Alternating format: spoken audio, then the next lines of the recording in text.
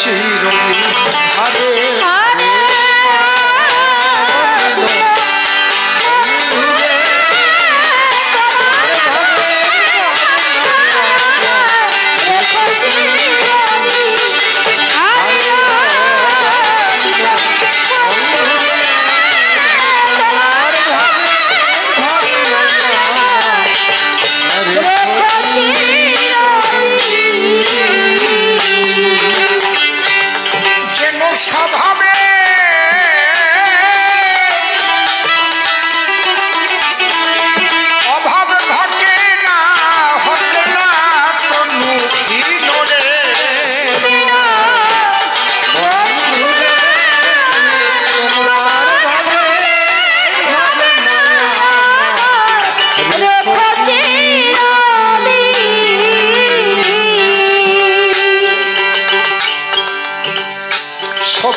শূন্য হোক না জানু আমার হাতে হত বল যেন শুকায় না মোর নয়নের লোক ভক্তি ফুল দল ও ও ও বন্ধুরে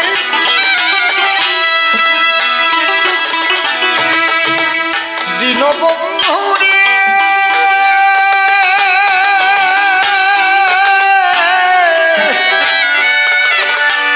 দীনবন্ধুরে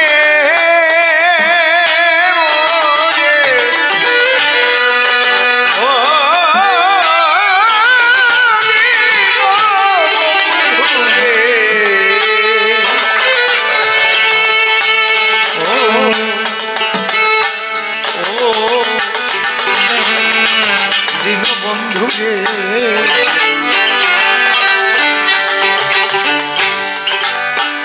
শক্তি শূন্য হোক না জানু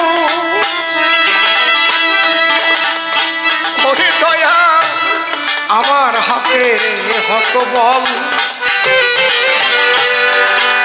যেন শুকায় না মোর নয়নের লোক ভক্তি ফুল দল আমার চিত্ত নিত্য রেখো নির্মল চিত্ত নিত্য রেখো নির্মল ওহে ভক্তাধীন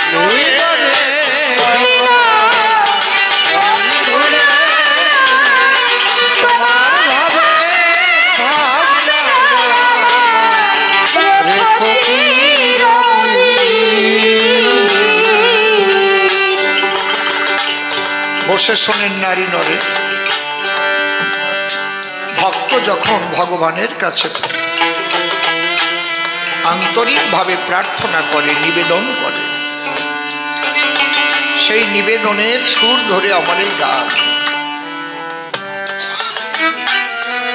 শ্যামানন্দ তুমি কি করতে চাও ঈশ্বরের সঙ্গে সম্বন্ধ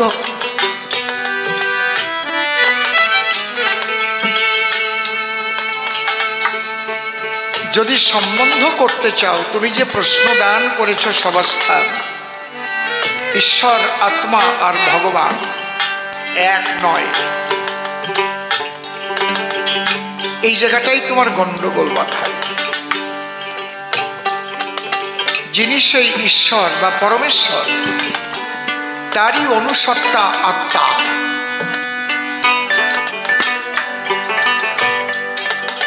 আর তিনি যখন মানব আকারে ধরা পড়ে নরাকারে ধরা পড়ে যে কৃষ্ণের যতক খেলা সর্বোত্তম নরলীলা নরবপু তাহারই শরীর সেই পরমেশ্বরেরই শরীর তিনি ভগবান রূপে সরৈশ্বর্যপূর্ণ জ ইহ ভগবান স্বয়ময় তোমার মতো আমার মতো হয়েই তিনি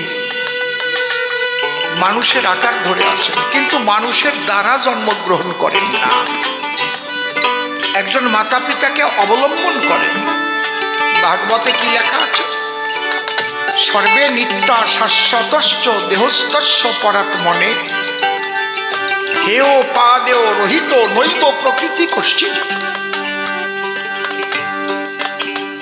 তিনি নিত্য, তিনি অবিনশ্বর, শাশ্বত, সর্বে নিত্যা শাশ্বতস্য। তাহলে তিনি করুণাবশত নিজেকে নিজে সৃজন করেন। একটা মা বাবাকে অবলম্বন করেন কেন? যদিও যাই আমি ভবসিন্ধু পার, তথাপিও নাতে জীব এই লোকাচার।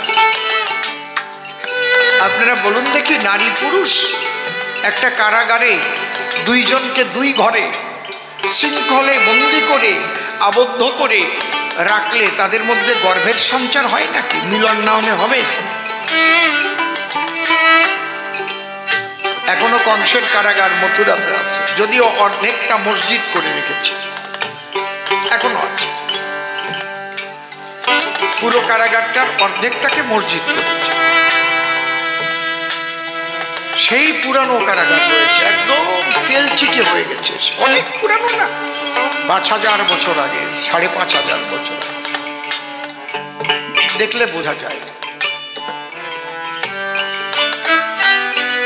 দুটো রুমের ভিতরে মা বাবাকে আবদ্ধ করে রেখেছে, তার মধ্যে দিয়ে গর্ভের সঞ্চার হলো। বায়ু গর্ভ, বায়ু গর্ভ কেন? তাকে আসতে হবে, আসতে হলে যে মাতা পিতাকে অবলম্বন করতে হবে, তাই না হলে ঠিকানা থাকে না।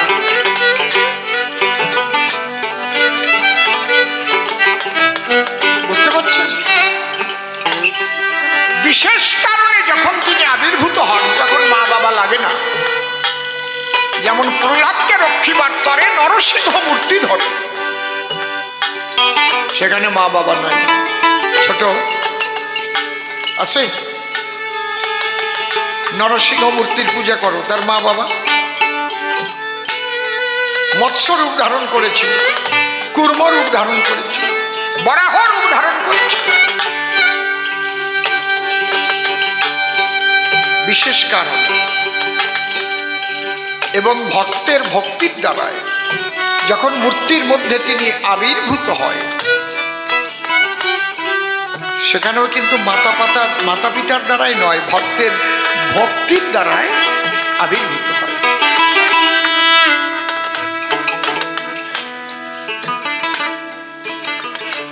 এই জন্য যখন কংসের কারাগারে মা বাবাকে অবলম্বন করে তিনি এলেন, কে এলেন? সে পরমেশ্বর, তারই অনুসত্তা আমরা প্রতিটি আত্মা। এই জন্য চৈতন্য চরিতামৃতে বলেছে ঈশ্বর হচ্ছে বিভূচিত আর জীব হচ্ছে অনুচিত, অনুচিত। কেশাগ্র শতেক ভাগ পুনঃ শতাংশ করি ছোট ছোট, তার সম সূক্ষ্ম জীবের স্বরূপ বিচারী, স্বরূপ বিচারী। তার মধ্যে স্থাবর জঙ্গম দুই ভেদ, জঙ্গমে তির্যক জলচরে স্থলচর বিভেদ। পরেরটুকু শুধু আমি যে ছেড়ে দেব, পরে কি করলাম সেটুকু করতে হবে তোমার। তার মধ্যে মনুষ্য জাতি অতি অল্পতর, এই অতি অল্পতর, অতি অল্পতর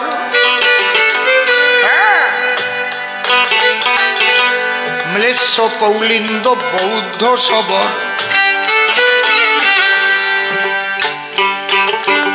তার মধ্যে কিছু আছে মুখে বেদ মানে, বেদ নিষিদ্ধ কর্ম করে ধর্ম নাহি গণে। ধর্মচারী মধ্যে আছে বাবা বহুত কর্মনিষ্ঠ, কোটি কর্মনিষ্ঠ মধ্যে অজ্ঞানী শ্রেষ্ঠ। কোটি জ্ঞানী মধ্যে আছে আগে জনমুক্ত, কোটি মুক্ত মধ্যে আছে দুর্লভ এক কৃষ্ণ ভক্ত।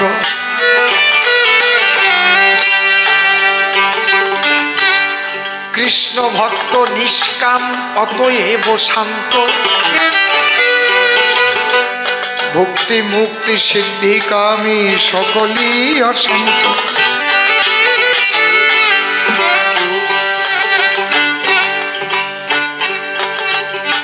বৃহৎ একটা সাগর বা মহাসাগর, সেই সাগরের জল লবণাক্ত না তিক্ত না মিষ্টি,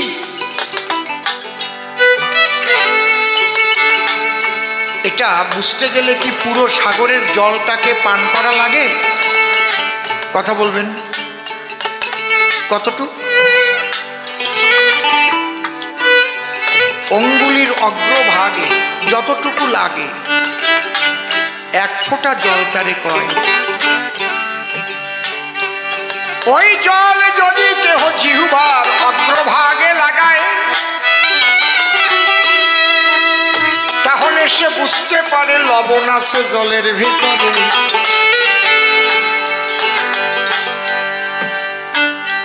তাহলে সাগরের জল সম্পর্কে তার বোধ জন্মায়, সেই জল খাবে না। বোঝা যাচ্ছে তো?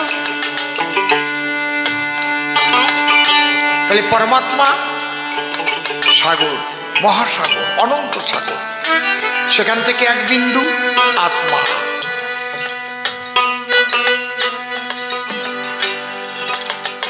এই জন্যে বাইবেলে লিখেছে নো দাই সেলফ, নিজেকে জানো। বৈষ্ণব তত্ত্বে বলছে আত্মতত্ত্ব জ্ঞান লাভ করো। তুমি কি? তোমাকে তুমি যখন জানতে পারবে তখন তুমি দেখবে তুমি সেই অমৃতের সন্তান, অমৃতের কণা, অমৃত পুত্র।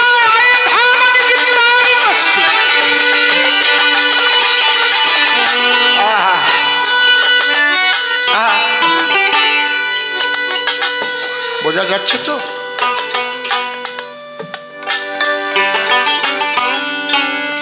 তাহলে পরমেশ্বর অনন্ত মহাসাগর, আত্মা অনুসত্তা। তাহলে আমাকে যারা জ্ঞানী তারা হচ্ছে সেই ওই বোধটা নিয়ে থাকে নিরাকার অনন্ত ব্রহ্ম। কিন্তু সেই ব্রহ্ম তার যে আস্বাদ কেমন নিজেকে না জানলে বোঝা যায় না। আমি অনন্ত আকাশে পাখি রে,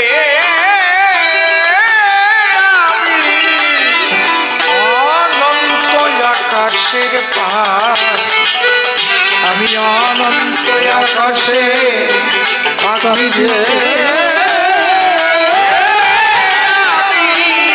অনন্ত আকাশের পাখি।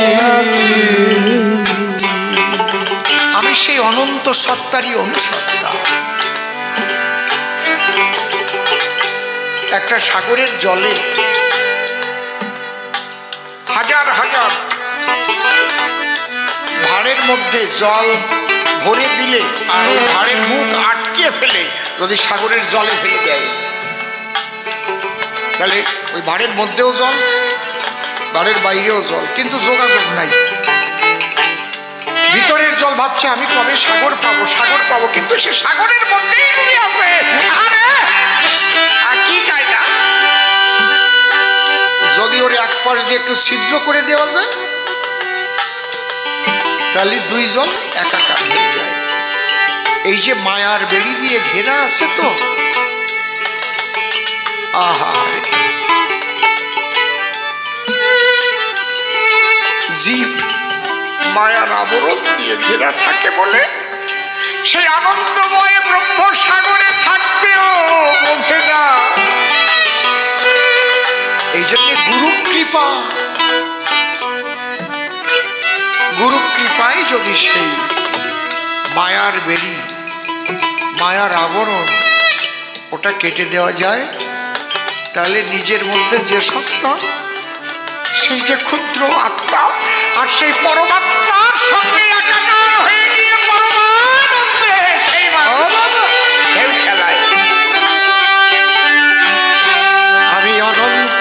আকাশে পাখি রে অনন্ত আকাশে পাখি আমি অনন্ত আকাশে পাখি রে অনন্ত আকাশে পাখি। ওরে কেন হেন ক্ষুদ্রতায় আবদ্ধ হয়ে থাকি আমি অনন্ত আকাশে পাখি আমি অনন্ত আকাশে পাখি অনন্ত আকাশে পাখি।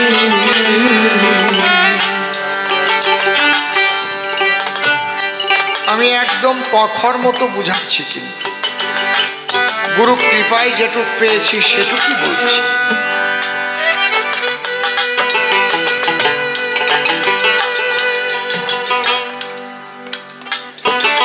শ্রী শ্রী চৈতন্য চরিতামৃতে বলছে, কোনো ভাগ্যে কোনো জীবের শ্রদ্ধা যদি হয়, ছোট বাজাও একটু আমার কথাগুলো শোনো মন দিয়ে, তোমরাও গান শোনো, তাহলে জীবনে কাজ হবে না।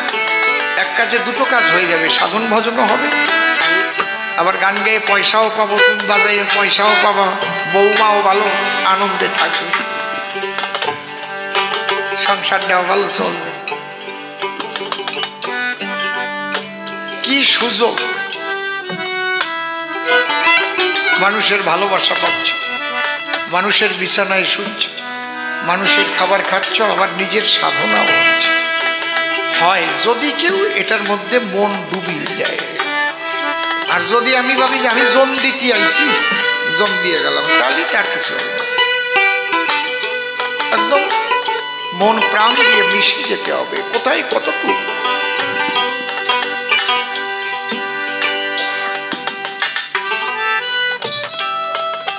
এই জন্যে তিনটে স্তরে ভাগ করেছে কেন? যারা জ্ঞানী তারা নিরাকার ব্রহ্মকে উপলব্ধি করে, বিশ্বাস করে যে হ্যাঁ একটা ব্রহ্ম, সে নিরাকার, অনন্ত, অসীম, অনাদি। যেমন বৈজ্ঞানিকরাও বলছে একটা সুপ্রিম পাওয়ার আছে, যে পাওয়ারের দ্বারাই অনন্ত ব্রহ্মাণ্ডে অনন্ত লীলা চলছে। বুঝতে পারছেন কি বলছে? এটা বিজ্ঞানেও স্বীকার করেছে। তাকে খুঁজছে, সেই মৌলিক সত্তাকে খুঁজছে, কি আছে, খুঁজতে খুঁজতে গিয়ে একটা জায়গায় ঠেকে গেল। কারণ বিজ্ঞান তো, আধুনিক বিজ্ঞান বস্তুবাদী, তো বস্তুবাদ। এই জন্য বস্তুকে ভাঙা আরম্ভ করলো। বস্তুকে ভেঙে কি পেল? মলিকুল, অণু। অণুকে ভেঙে পেল পরমাণু, মহাশক্তিধর।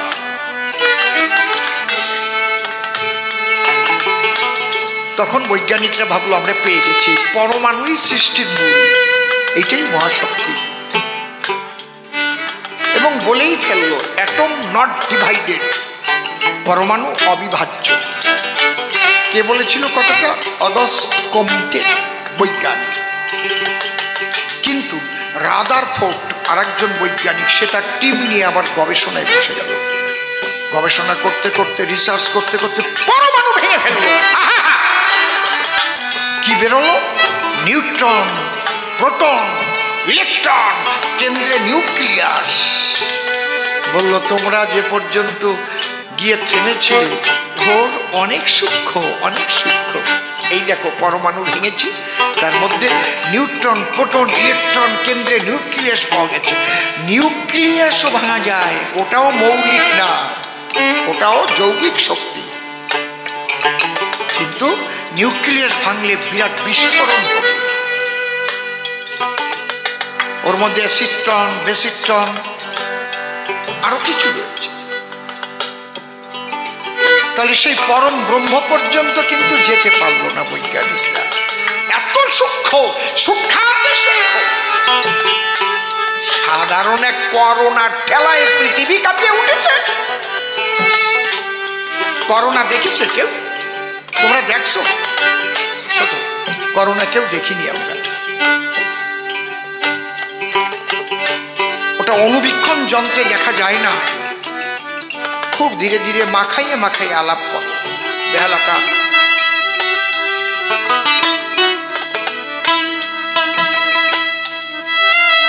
অনুবীক্ষণ যন্ত্রে দেখা যায় না, শক্তিশালী অনুবীক্ষণ যন্ত্রেও দেখা যায় না। কিসে দেখা যায়? ইলেকট্রনিক্স অনুবীক্ষণ যন্ত্র, যাকে বলে মাইক্রোস্কোপ। তাহলে যতদিন মাইক্রোস্কোপ জগতে তৈরি না হয়েছিল ততদিন কি আর ভাইরাস দেখা গেছে? ভাইরাস বলে কিছু আছে কেউ জানতো কি? কথা বলেন না কেন? আগে কি এই করোনা কোনোদিন হয় নাই? হয়েছে, কত মানুষ মারা গেছে। কি বলবো, ডাক্তারের তখন তো ডাক্তারই মিলতো না, কবিরাজ। আমার ছেলেটার ওই যে জ্বর হলো আর ভালো হলো না, মরেই গেল, এরকম মরেছে। তাহলে ভাইরাস আগেও ছিল, কিন্তু তাকে দেখবার মতো যন্ত্র তৈরি করতে পারেনি তখন। মাইক্রোস্কোপ তৈরি করে ফেলে দিল তার ভিতরে, তারপরে করোনা ধরা পড়ে। হ্যাঁ, এটা একটা ভাইরাস। ভাইরাস নারী কি পুরুষ কি হিজড়া বলতে পারে? ভাইরাসের ডেফিনেশন পৃথিবীর কেউ দিতে পারে? যদি বলে ভাইরাস কাহাকে বলে? কেউ পারবে? কেউ পারবে। তাহলে কতটা সূক্ষ্ম যে মাইক্রোস্কোপ দিয়ে দেখতে হয়।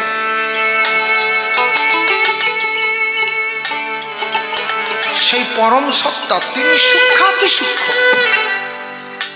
তাকে যেদিন বিজ্ঞানের কোনো যন্ত্র দিয়ে ধরতে পারবে সেদিন ঈশ্বর বলে কিছু থাকবে না, কোনদিন পারবে না।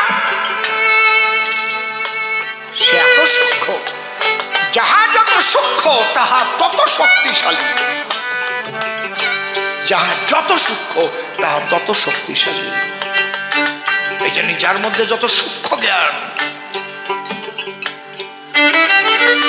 তার প্রখর বুদ্ধিমত্তার দ্বারায় বিশাল বিশাল কর্মকাণ্ড হয়।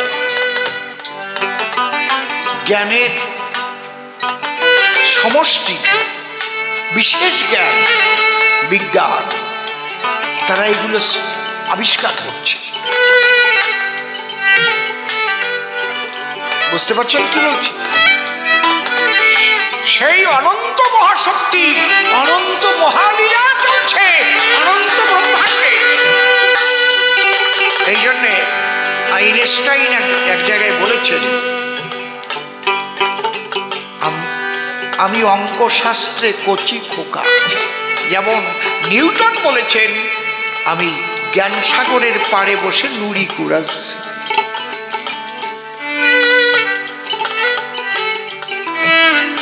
কেন বলেছে? আইনস্টাইন বলছে, যখন আমি সৌরজগতের দিকে তাকাই তখন আমি অবাক হয়ে যাই। সূর্যের একটা সূর্যের যে সংসার, সূর্যকে নিয়ে ঘুরছে পৃথিবী, পৃথিবীকে নিয়ে ঘুরছে চাঁদ। সূর্যের গ্রহ পৃথিবী, আর চাঁদ হচ্ছে একটা উপগ্রহ। চাঁদ সূর্যকে পৃথিবীকে নিয়ে ঘুরছে, পৃথিবী আবার সূর্যকে নিয়ে ঘুরছে। চাঁদ কিন্তু পৃথিবীকেও প্রদক্ষিণ করছে, সূর্যকেও প্রদক্ষিণ করছে। তাহলে প্রত্যেকের এক একটা আলাদা আলাদা কক্ষপথ আছে। সূর্য এক জায়গা দিয়ে ঘুরছে, আর চাঁদ এক জায়গা দিয়ে ঘুরে ঘুরে ও এগোচ্ছে, আবার ও এগোচ্ছে। এবং কতটা দূরত্ব রেখে যাবে এটার মাপ আছে, নয়তো তো ঘষা ঘষি ঠেলা ঠেলি গুঁতো লেগে যাবে না। আইনস্টাইন বলছে, এই মহাশূন্যে এই কতটা দূরত্বে থাকবে, কতটা গতিবেগে চলবে, এটা তো আমরা করিনি, যিনি করেছে তিনি অঙ্কশাস্ত্রে কত পাকা। ও মাই গড! বোঝা যাচ্ছে কি? আহা, একটু ভাবো, সে এমন একটা শক্তি অদৃশ্য, আমরা দেখতে পাচ্ছি না। আমার এই ওড়নাটা আঙুলে বেঁধে আছে বলে ঝুলে আছে, আঙুল সরাই নিলে পড়ে যাবে। কই পৃথিবী তো পড়ে যায় না, চাঁদ তো পড়ে যায় না, সূর্য তো পড়ে যায় না মহাশূন্যে। তাহলে কোন শক্তি তাকে আঁকড়ে রেখেছে, আকর্ষণ করে রেখেছে? এই আকর্ষণীয় যশ কৃষ্ণ, এই আকর্ষণীয় শক্তি থেকে তার নাম দিল কৃষ্ণ। এই জন্য কৃষ্ণ নামটা কে রেখেছে? কৃষ্ণ নাম রাখিল গর্ব ধ্যানেতে জানিয়া, অনন্ত রাখিল নাম অন্ত না পাইয়া। বোঝা গেল যে সেই মহাশক্তি তিনি করুণাবশত আজ নরাকারে ধরা পড়ে লীলারস সাধন করবার করে আবির্ভূত হয়েছে। হরিবল হরিবল।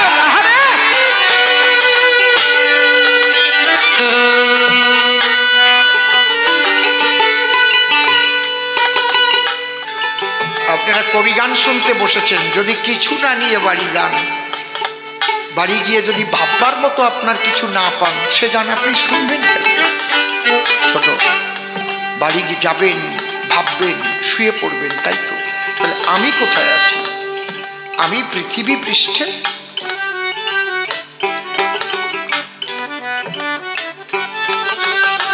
অধিকাংশ জায়গায় জল, কিছুটা জায়গায় স্থল, সেই স্থল ভূমিতে আবার পাহাড় জঙ্গল ভরা, তার মধ্যে সমতল ভূমিতে আমি একটু পোকা মাকড়ের মতো একটু মানুষ হয়ে জন্ম নিয়েছি। তাইতে আমার কত কেরামতি। আমি প্রধানমন্ত্রী, আমি মুখ্যমন্ত্রী, আমি রাষ্ট্রপতি, আমি অমক প্রশাসনের কর্তা।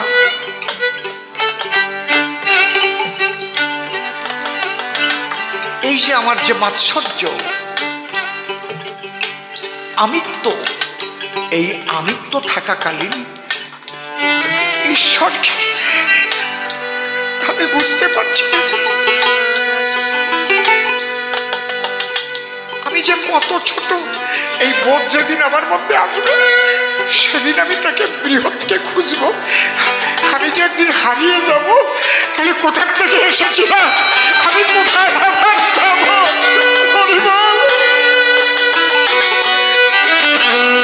তখন আসবে বিরহ, তখন আসবে বিরহ, আকুলতা, ব্যাকুলতা। ও দিন বন্ধুরে, তোমার ভাবের ভাবনায় আমার রেখো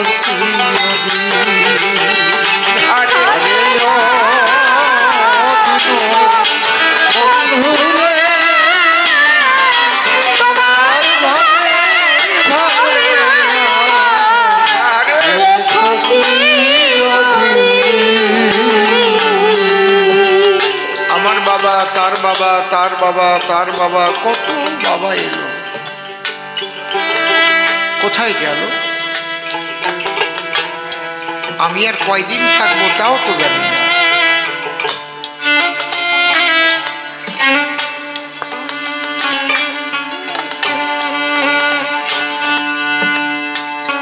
তাহলে কিসের অহংকার? এখানে দাঁড়িয়ে শ্রীমান মহাপ্রভু বললেন, ত্রিনাদপি শুনিচেন তরুরীব সহিষ্ণু না, অমানীন মানদান ও কীর্তনীয় সদা। যদি ঈশ্বর ভজন করতে চাও, তাহলে তৃণের মতো নিচ। তুমি যে কত ছোট, ক্ষুদ্র, ক্ষুদ্রাতি ক্ষুদ্র,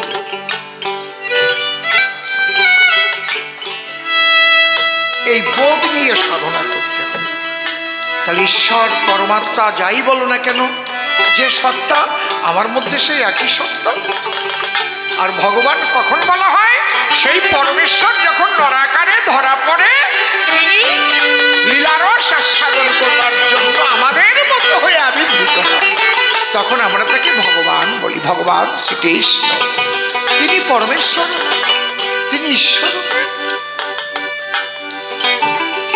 ভগবান না হওয়া পর্যন্ত কিন্তু আমরা তাকে দেখতে পাচ্ছি না। এখানে কার কার মা বাবা মারা গেছে হাত উঁচু করেন। যেমন আমার বাবা মারা গেছে, মা অথবা বাবা মারা গেছে। আচ্ছা, বাবা যতদিন বেঁচে ছিলেন ততদিন বাবার নামের আগে শ্রী দিতেন তো নাকি? দিতেন তো। আর এখন ঈশ্বর যখন দেহ ত্যাগ করেছে তখন কি লেখেন? ঈশ্বর বা লেট লেখেন তো। মূলত লেখা উচিত ঈশ্বর। ওর একটা চিহ্ন আছে ঈশ্বরের, চাঁদের মতো একটু বাঁকা, তাই তো? তাহলে বাবা যখন দেহ ধরেছিলেন তখন শ্রী, যখন নেই তখন ঈশ্বর, নিরাকার। বোঝা গেল? যখন সেই ঈশ্বর করুণাবশত নিজে নিজেকে সৃষ্টি করেন, আমাদের মতো হয়ে আসেন, দেহ ধরে আসেন লীলারাস আস্বাদনের জন্য, তখন আমাদের কাছে তিনি ভগবান, তিনি পরমেশ্বর, ঈশ্বর,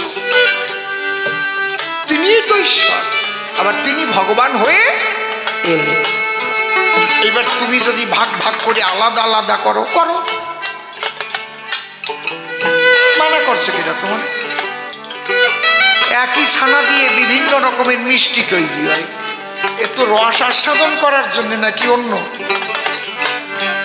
কেউ রসগোল্লা বানায়, কেউ লট চমচম বানায়, কেউ খালি মাখা সন্দেশ বানায়। এখন যার যেটা ভালো লাগবে সে সেইটা খাবে। সবটার মধ্যেই তো ছানা নাকি? এক একটার আলাদা আলাদা স্বাদ আছে। আবার কেউ দেখবেন রসমালাইটা ভালো খায়।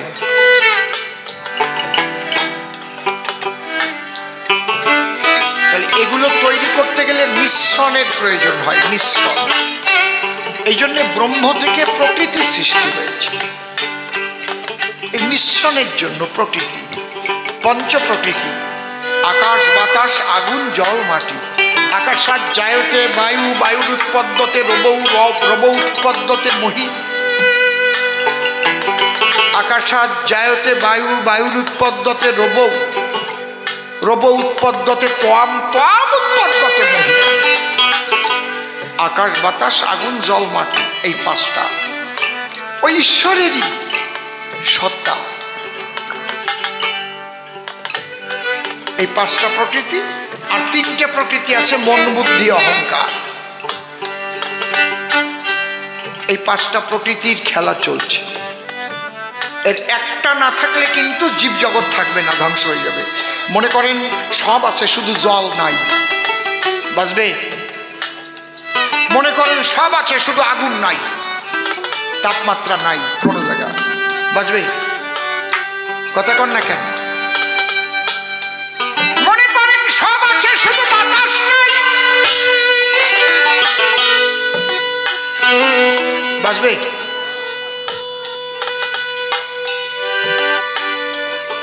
এই জন্য যারা গুরুর কাছে দীক্ষা নিয়েছেন, কামবীজ, কামবীজের মধ্যে পাঁচটা অলঙ্কার আছে, পাঁচটা অলঙ্কারই পাঁচটা বীজ এই পঞ্চ তত্ত্বের। ক ল ই নাদ বিন্দু। ককারে পৃথিবীর জাতা, লকারে জলসম্ভবা, ইকারে বন্যিকপনাৎ নাদ্যাৎ বায়ু প্রজায়তে, বিন্দুর আকাশস্তথা পঞ্চবীজ বিভূতায়। এক অক্ষরে পঞ্চমূর্তি দেখায় যে জন, গুরুকে শ্রী গুরু আমি বলি সে কারণ। শ্রী গুরু নিতাই গৌর প্রেমানন্দ, হরি হরি বল, হরি বল। শ্যামানন্দ, তুমি তো বিভিন্ন জায়গা দিয়ে ভ্রমণ করেছো, মনে হয় যে সদ্গুরু পাওনি তুমি, তাহলে ওইভাবে কথা বলতে না। যাক, তুমি জানবার জন্য প্রশ্ন করেছ, কিন্তু জানতে হলে যে ভাব, গুরু বাক্য মানতে হয়। শক্তি শূন্য হবে না জানো, হাতে হত বল,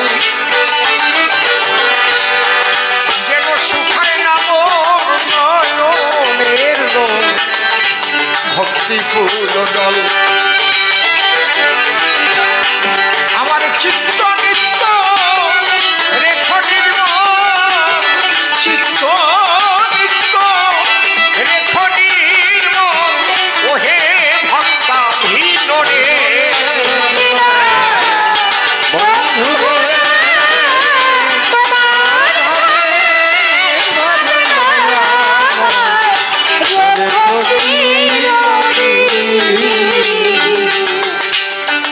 অন্ধ যদি হয় দুই আখি, আমার বধির হলে কান, যেন তোমার চিন্তায় মগ্ন থাকে আমার মন প্রাণ। অন্ধ যদি হয় দুই আখি, আমার বধির হলে কান, তোমার চিন্তায় মগ্ন থাকে যেন আমার মন প্রাণ। ওই আমার ধুয়ে মুছে মানভিমান, ধুয়ে মুছে মানভিমান, পরদিন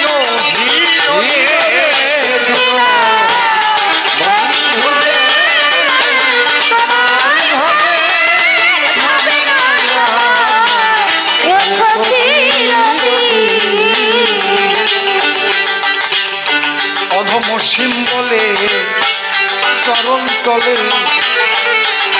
রহিল দাবি,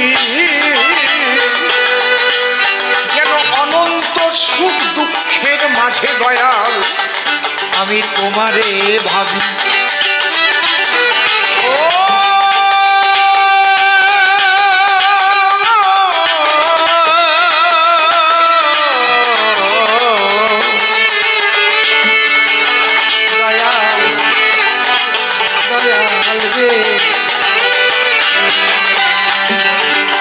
অধম সিম্বলে বলে চরণ তলে